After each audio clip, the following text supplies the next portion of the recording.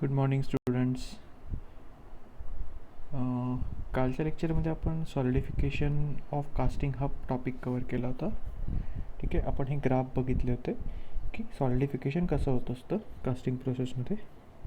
Then dendritic फॉर्मेशनपर्यंत आपण आलो होतो की डेंड्राइट्स कसे फॉर्म होत असतात. डेंड्राइट्स पण काय एक तुमचा डिफेक्ट आहे. जनरली केव्हा फॉर्म होत असतात डेंड्राइट्स? जेव्हा आपण अलॉयचं कास्टिंग करतो त्यावेळेस. ज्यावेळेस प्युअर मेटलचं कास्टिंग होत असतं त्यावेळेस कुठल्याही प्रकारचं डेंड्राइट फॉर्मेशन नसतं. ठीक आहे, त्याच्यात कसं होतं, छोटा न्यूक्लियस फॉर्म होतो आणि मग ते ग्रेन आणि मग ग्रेन बाउंड्रीज असं सॉलिडिफिकेशन प्युअर मेटल्सचं होत असतं. बट अलॉयच्या केसमध्ये mostly ion and carbon Fe3C इथे म्हटलं होतं ना आपण, हे बघा Fe3C FeC that is iron कार्बनच्या केसमध्ये डेंड्राइट्स फॉर्म होत असतात कारण तो अलॉय. ठीक आहे, आजचा जो टॉपिक आपला आहे that topic is casting defects. तर याच्यावर पण तुमचा एक 5 मार्काचा क्वेश्चन होऊ शकतो. Explain the casting defects in details असं 5 मार्काचा एक क्वेश्चन तुम्हाला येऊ शकतो. ठीक आहे, so let us see what are the casting defects. Defects म्हणजे काय, तर कास्टिंग प्रोसेस झाल्यानंतर जो पण कास्ट प्रोडक्ट आपल्याला मिळतो आहे त्याच्यात काय फ्लॉजेस आहेत, काय कमी आहे किंवा काय डिफेक्ट राहिला आहे त्याचा स्टडी आपल्याला करायचा आहे. So here the defects may occur due to one or more of the following reasons. आता कास्टिंगमध्ये जे डिफेक्ट्स होतात ते कशामुळे होतात, तर खाली काही त्याचे रिझन्स दिलेले आहेत.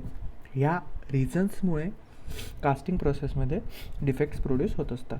तर पहिलं रिझन आहे fault in design of casting pattern. जेव्हा आपण कास्टिंग पॅटर्न बनवतो, पॅटर्न काय असतो, replica of original object that we want to manufacture. जो ऑब्जेक्ट आपल्याला मॅन्युफॅक्चर करायचा आहे त्याचा रेप्लिका म्हणजे पॅटर्न असतो. जर तो पॅटर्न डिझाईन करताना आपल्याकडनं काही चूक झाली असेल, म्हणजे की जसं आपण पॅटर्नला अलाउन्सेस बघितले होते बघा, draft allowance, then machining allowance. ठीक आहे, हे अलाउन्सेस जे असतात किंवा श्रिंकेज अलाउन्स, हे श्रिंकेज अलाउन्स, ड्राफ्ट अलाउन्स किंवा मशीनिंग अलाउन्स आपण डिझाईन कन्सिडरेशनमध्ये देत असतो. मी तुम्हाला लिस्ट दाखवली होती, मटेरियल, साईज म्हणजे डायमेन्शन आणि किती अलाउन्स द्यायचा बुवा त्याला, असा टेबल होता प्रत्येक याच्यात, बरोबर. तर ते जर कधी प्रॉपरली चूज नाही झाले, प्रॉपरली अलाउन्स नाही झाले, डिझाईन तुम्ही फॉल्टी जर केलं असेल तर कास्टिंगमध्ये डिफेक्ट प्रोड्यूस होत असतो. ठीक आहे, दुसरं रिझन आहे fault in design of mould and core. जो मोल्ड आपण बनवतो सँडपासून म्हणा किंवा मेटल्सपासून म्हणा किंवा वूडपासून म्हणा, आपण बघितलं होतं ना मोल्डचे मटेरियल कुठले कुठले होते, वूड, प्लास्टिक. तर हे वेगवेगळ्या मोल्ड डिझायनिंगच्या वेळेस जर तुमच्याकडनं काही फॉल्टी डिझाईन झालं असेल तर तिथे डिफेक्ट प्रोड्यूस होऊ शकतो. देन थर्ड रिझन आहे fault in design of getting system and riser. Getting system and riser म्हणजे काय, आपण एक रायझर बघितला होता, स्क्रू बघितला होता, मी तुम्हाला एक्झाम्पल पण दिलं होतं बघा. रॉकेल टाकण्यासाठी आपण जे वापरतो कोनिकल फ्लास्क, त्याला आपण मराठीत झबं म्हटलं. हां, तर ते जे असतात ना, ते गेटिंग सिस्टम्स आणि रायझर, ते जर डिझाईन करताना काही चूक झाली तरीसुद्धा तुमचं पर्टिक्युलर डिफेक्ट्स क्रिएट होत असतात. देन नेक्स्ट आहे improper choice of moulding sand. आपण मोल्डिंग सँड पण बघितल्या, ग्रीन सँड बघितली होती, तिच्या प्रॉपर्टीज बघितल्या, बरोबर आहे की नाही. थर्मल त्याच्यानंतर तिची फ्लोॲबिलिटी, ह्या प्रॉपर्टीज बघितल्या. तर ती जी सँडची मोल्ड आहे ती चूज करताना जर तुमच्यातनं काही गडबड झाली, फॉल्ट झाला, तर कास्टिंगमध्ये डिफेक्ट्स प्रोड्यूस होत असतात. ठीक आहे, देन नेक्स्ट आहे इम्प्रॉपर मेटल कॉम्पोजिशन. म्हणजे ज्या मेटलपासून आपण कास्टिंग प्रोडक्ट बनवतो आहे त्याचं कॉम्पोजिशन आपण प्रॉपर नाही घेतलं. म्हणजे कसं असतं, अलॉय जनरली जेव्हा बनत असतात ना तेव्हा आपण 1-2 किंवा 2पेक्षा जास्त मेटल्स एकत्र करून त्याचा कंपाऊंड मटेरियल तयार करत असतो. तर त्यांचं एक स्टँडर्ड कॉम्पोजिशन असतं की 2:1, 1:4, म्हणजे किती पर्सेंट मेटलमध्ये कुठला पार्ट असला पाहिजे. हे कंपोजिशन जे आहे ते जर प्रॉपर चूज नाही केलं तरी पण आपलं कास्टिंगमध्ये डिफेक्ट्स प्रोड्यूस होत असतं. आणि लास्ट आहे inadequate melting temperature and rate of pouring. जर मेल्टिंग टेम्परेचर जे आहे त्या पर्टिक्युलर मेटलचं ते तेवढं मेल्ट नसेल झालं, म्हणजे समजा तो 1100 डिग्री सेल्सिअसला जर पूर्ण मेल्ट होत असेल आणि तुम्ही त्याला 1000 डिग्री सेल्सिअसलाच मेल्ट करून अर्धवट मेल्ट केलेला जर मेटल तुम्ही पोअर केला, ठीक आहे. आणि जो रेट ऑफ पोअरिंग आहे म्हणजे ओतण्याची जी जो रेट आहे तो कॉन्स्टंट नसेल, तुम्ही व्हेरिएबल रेटने जर त्याला त्याच्या आतमध्ये पोअर केला तरीसुद्धा तुमच्या कास्टिंगमध्ये डिफेक्ट्स होत असतो. ह्या गोष्टी खूप छोट्या आहेत बट या खूप मॅटर करतात. टेम्परेचर आणि रेट ऑफ पोअरिंग हा खूप इफेक्टिव्ह आहे. जेव्हा तुम्ही ॲक्च्युअल प्रॅक्टिसमध्ये कास्टिंग करतात ना तेव्हा ते ओतत असतानासुद्धा तुमचा जो रेट ऑफ पोअरिंग आहे, ओतण्याचा जो स्पीड आहे तो कॉन्स्टंट असला पाहिजे. तो व्हेरिएबल झाला तरी तुमचं तिथे डिफेक्ट्स क्रिएट होऊ शकतात. ठीक आहे. तुमच्यापैकी एखाद्याने कधी कोणी जर कुकिंग वगैरे केलं असेल तर त्यांना बेटर समजू शकतं, कारण कुकिंगमध्ये सुद्धा टेम्परेचर आणि काही गोष्टी बनत असताना रेट ऑफ पोअरिंग म्हणा, रेट ऑफ कूलिंग म्हणा, रेट ऑफ हिटिंग म्हणा. जसं गॅसवर आपण पोळी वगैरे बनवतो त्यावेळेस जर कधी आपण गॅस जास्त वाढवून दिला तर ती पोळी करपून जाते किंवा भाजी करपून जाते किंवा दूध ओतू जातं. तर ह्या ज्या प्रोसेसेस आहेत त्या प्रोसेसेससुद्धा आणि ह्या प्रोसेस त्याच्यातसुद्धा आपण काहीतरी एक कूलिंग किंवा हिटिंगने काहीतरी ऑब्जेक्ट बनवतो आहे. इथे पण आपण तेच करतो आहे. त्याच्यामुळे होम सायन्स आणि हा तुमचा पर्टिक्युलर कास्टिंग प्रोसेस ही खूप जास्त सिमिलर आहे. ठीक आहे. कारण याच्यात पण rate of heating, rate of cooling आपल्याला मेंटेन करायचं आहे. सुरुवातीला आपण हिटिंग करतो, मोल्टन मेटल बनवतो, नंतर कूलिंग करतो आणि मग सॉलिडिफाय करून त्याला प्रोडक्ट बनवत असतो. So heating, cooling, control heating, control cooling. ठीक आहे. याच्यात रेट जो असतो, रेट म्हणजे काय की per unit time, temperature per unit time. ठीक आहे. तर हा रेट कॉन्स्टंट ठेवावा लागतो, हा स्पीड मेंटेन ठेवावा लागतो. असं नाही की सडनली तुम्ही टेम्परेचर वाढवून दिलं आणि सडनली कमी करून दिलं, सडनली तुम्ही एकदम लो टेम्परेचरला घेऊन गेले, असं नाही. तर तो कॉन्स्टंट रेट ठेवावा लागत असतो. ठीक आहे. तर that is the reasons behind the defect produce in the casting. आता याच्यावर मी तुम्हाला आत्ताच हिंट देतो. जर ओरलला मी याच्यावर तुम्हाला क्वेश्चन्स विचारेलच, तर ओरल पॉईंट ऑफ व्ह्यू तुम्ही जेव्हा प्रिपरेशन कराल, तुमची ओरल राहील त्यावेळेस तुम्ही कास्टिंगचे डिफेक्ट वाचून घ्यायचे की कुठले कुठले रिझन्स आहेत ज्याच्यामुळे कास्टिंगमध्ये डिफेक्ट्स प्रोड्यूस होतात. तर हे 6 फॅक्टर्स आहेत. पहिला आहे fault in casting pattern, fault in mould design, fault in getting system design, improper choice of molding, sand, then improper metal composition and inadequate melting time and rate of pouring. तर ह्या 6 रिझन्सवर तुमचे कास्टिंगचे defects जे असतात ते depend असतात. आता नेमके defects कुठले कुठले प्रोड्यूस होत असतात ते आपण बघू. आपण रिझन तर समजून घेतलं की कास्टिंगमध्ये फॉल्ट होण्याचं कारण काय, डिफेक्ट्स होण्याचं कारण काय, पण आता ते कुठले कुठले डिफेक्ट्स प्रोड्यूस होत असतात आणि ते कसे मिनिमाइज करायचे ते आपण बघू. इथे बघा कास्टिंगच्या डिफेक्ट्सचं क्लासिफिकेशन केलेलं आहे. सरफेस डिफेक्ट्स म्हणजे काय, जो कास्ट प्रोडक्ट आपण बनवलेला आहे, समजा एखादा तुम्ही इंजिन हेड बनवला, इंजिनचं हेड असतं ना ते बनवलं, किंवा एक सिम्पल समजा छोटासा काहीतरी पॉट बनवला, तुम्ही छोटंसं भांडं बनवलं कास्टिंग प्रोसेसने, एक सर्क्युलर ऑब्जेक्ट पाणी वगैरे भरण्यासाठी असं छोटासा पॉट बनवला. ठीक आहे. तर सरफेस डिफेक्ट्स म्हणजे काय, तर आता तो पॉट जो बनवला आहे किंवा तो जो ऑब्जेक्ट तुम्ही मॅन्युफॅक्चर केला आहे कास्टिंग प्रोसेसने जो बनवलेला आहे त्याच्या सरफेसवर, म्हणजे त्याचा जो भोवतालचा आजूबाजूचा जो काही भाग आहे, सरफेस आहे, त्याच्यावरती कुठले कुठले डिफेक्ट्स असतात ते डिफेक्ट्सला आपण म्हणतो असतो सरफेस डिफेक्ट्स. त्याच्या बाहेरून जेवढे पण डिफेक्ट्स असतील. तर पहिला आहे blow, scar, blister, drop, scab, penetrations, buckle, हे सरफेसवरचे डिफेक्ट्स आहेत. ओके. तर एक एक डिफेक्ट आपल्याला डिटेलमध्ये बघायचं आहे. These are due to the poor design and quality of sand mould and general causes poor ramming.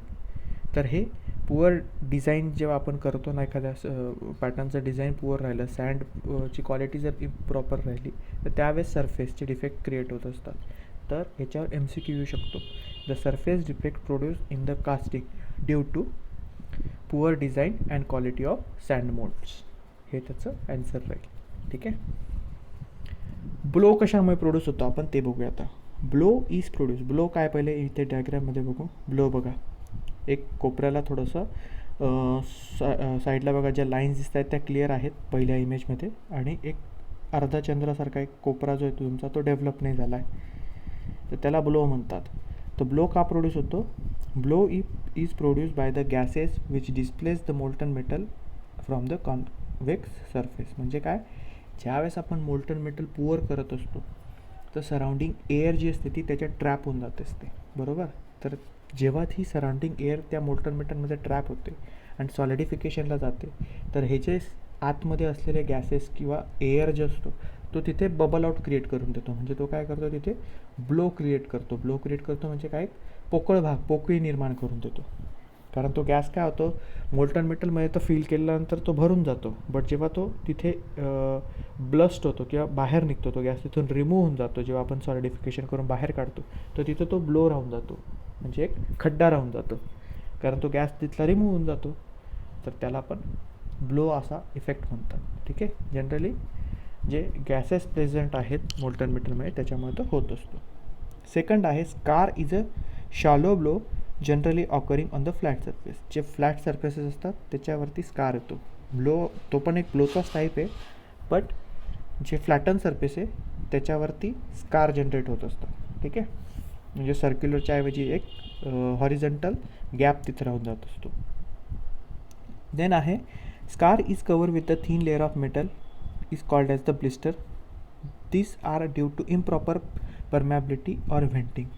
तर स्कारला आपण जनरली एका थिन लेअर ऑफ मेटलने कव्हर करतो, त्यालाच ब्लिस्टर म्हणत आहे. बघा साईडला ब्लिस्टर दिलेला आहे तुम्हाला, की एक थिन लेअर ऑफ मेटल आपण त्याच्यावरती जर टाकून दिला, जसं समजा तुम्ही प्लास्टर करत असतात, प्लास्टर करताना एखाद्या ठिकाणी जर खड्डा राहिला तर पुन्हा आपण ते मटेरियल घेऊन त्याच्यावर प्लेस करतो आणि त्या पर्टिक्युलर याला क्लीन करत असतो. तरीसुद्धा तिथे काही ना काही ब्लोज असतात, काही होल्स असतात. ब्लो म्हणजे काय, एक छोटासा होल असतो, त्याच्यामुळे सगळे इफेक्ट क्रिएट होत आहे, कार किंवा ब्लिस्टर. तर हे होण्यामागचं रिझन काय आहे, इम्प्रॉपर परमॅबिलिटी ऑर व्हेंटिंग. म्हणजे काय, कास्टिंगमध्ये जेव्हा आपण मोल्ड बनवलेला असतो, त्या मोल्डमध्ये जेव्हा आपण मोल्टन मेटल टाकतो तर त्याच्यात त्यांना काहीतरी व्हेंट ठेवावं लागतं. व्हेंट म्हणजे काय असतात, ओपनिंग्ज असतात जिथून गॅस बाहेर निघेल. त्या सिस्टीममधला जो पण गॅस आहे किंवा एअर आहे तो बाहेर निघण्यासाठी व्हेंट दिलेले असतात. जसं घराला चिमणी असते ना, तर चिमणीलासुद्धा व्हेंट म्हणतात. किंवा किचनमध्ये बघा छोट्याशा आपण एक एक्झॉस्ट फॅन लावतो, तिथे छोटी जाळी असते, तिथून जो आतमधला जो पण हवा असते ती बाहेर निघायला हवी, तर त्या याला आपण व्हेंट म्हणत असतो. टेक्निकल वर्ड त्याचा व्हेंट आहे. खिडकी, दरवाजे, खिडक्यांनासुद्धा व्हेंट म्हणतात एक टेक्निकल वर्डमध्ये. These are the vent. Vent are the openings from which the air can comes in or comes out. Mostly it is come out of the system. तुमच्या सिस्टीममधनं एखादी एअर जेव्हा बाहेर जाते, गॅस बाहेर जाण्यासाठी जे दिलेलं असतं त्याला आपण व्हेंट म्हणत असतो. ओके. देन ड्रॉप आहे. Drop is an irregularly shape projection surface cause by dropping of sand. एक irregular shape of projection create होत असतं जेव्हा एखाद्या पर्टिक्युलर मोल्डमधली सँड ड्रॉप होऊन जाते. म्हणजे आपण मातीचा किंवा ज्या वाळूचा सँडचा जो पण मोल्ड बनवलेला आहे त्याच्यातली तिथली सँड जर कधी ड्रॉप झाली तर तिथे जो शेप क्रिएट होत असतो प्रोजेक्शनचा त्याला आपण ड्रॉप म्हणत असतो. हे बघा इकडे कसं झालं आहे, सरफेस क्लीन हवा होता, तिथे ती सँड थोडीशी डिस्टर्ब झाली. ज्या मोल्डची सँड होती ना ती डिस्टर्ब झाली आणि त्याच्यामुळे तो ड्रॉप क्रिएट झाला. Then scab.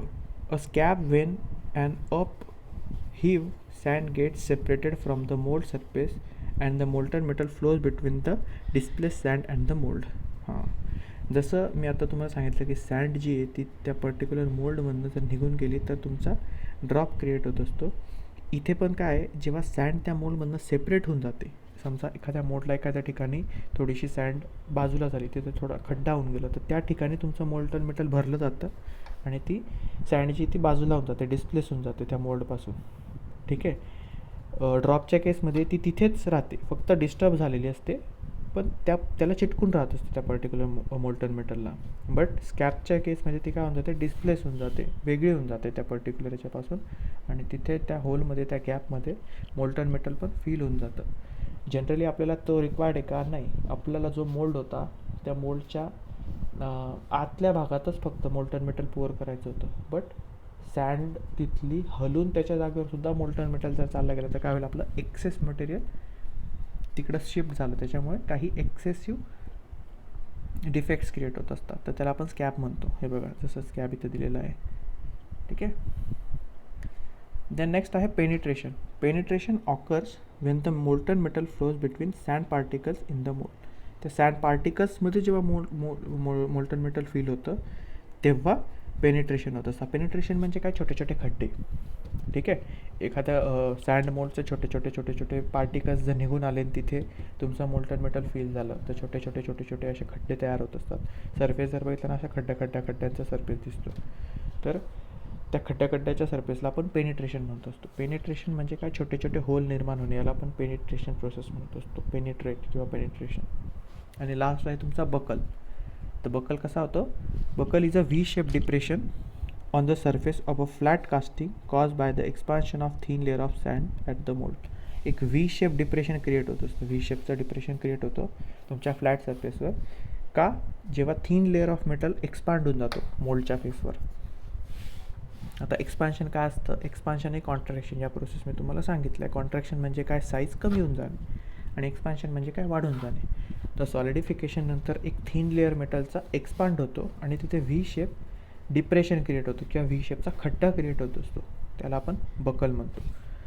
मी तुम्हाला हे जे डिफेक्ट सांगतो याच्यातले भरपूरसे वर्ड तुम्हाला नवीन आहेत, त्याच्यातल्या भरपूरशा गोष्टी तुमच्या समजण्याच्या बाहेर आहेत, कारण की मी तुम्हाला सगळ्या गोष्टी थेरॉटिकल सांगतो आहे, ते तुम्हाला इमॅजिन होत नाही आहे.